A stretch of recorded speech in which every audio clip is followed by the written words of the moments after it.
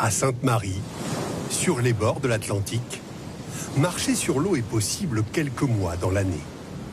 Ce tombolo, cette langue de sable, n'aurait pas d'équivalent sur Terre. Il est unique au monde pour la simple raison qu'il est ouvert une partie de l'année. On peut traverser facilement et puis l'autre moitié, durant les 6-7 mois d'après, eh bien la traversée est impossible, ce qui permet à l'îlet de se renouveler, de se reposer. Ce phénomène est lié aux grosses quantités de sable transportées et accumulées par le courant entre décembre et juin. Luc, l'enfant de Sainte-Marie, devenu professeur d'histoire-géographie, se prend parfois à rêver. On a l'impression d'être comme Moïse qui traverse les flots. Cet endroit n'a pas toujours connu la même tranquillité.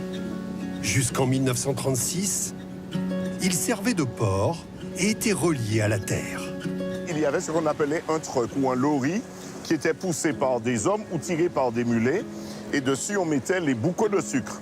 Et venaient ici des goélettes qui récupéraient le sucre. Du sucre, du rhum, qui transitait par la Trinité avant de rejoindre la métropole. Les derniers rails de l'ancien port résistent encore à la rouille. Ce bout de terre est l'un des 55 îlets de la Martinique les plus visités. Une expérience pour les promeneurs. Il y a non seulement le visuel, mais il y a aussi le vent en fait qui vient de deux côtés différents. Quand on est sur un océan, on voit les vagues arriver, on les entend d'un endroit. Là, on entend les vagues de partout et c'est génial en fait. C'est un effet 360. Exactement.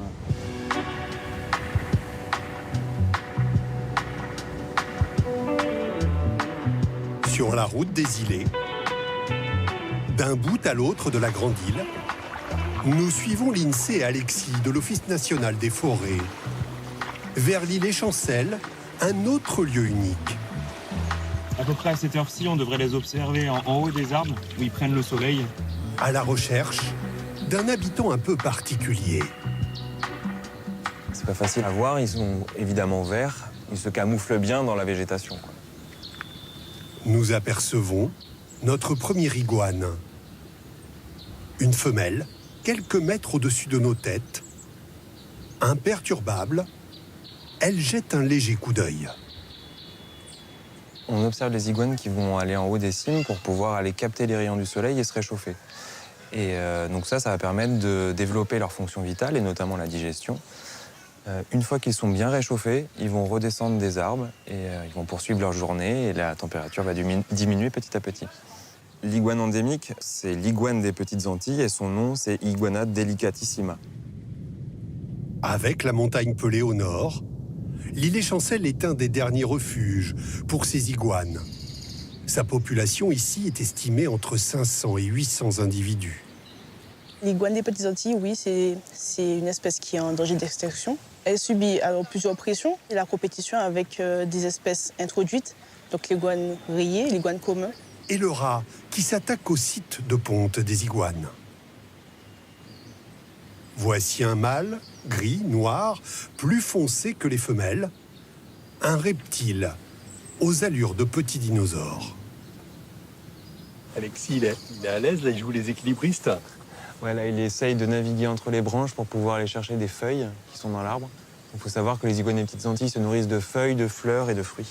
C'est des espèces qui sont habituées et puis en plus, ils ont des griffes qui permettent de bien s'accrocher aux branches. Ils sont encore l'un des trésors de ces nombreux îlets.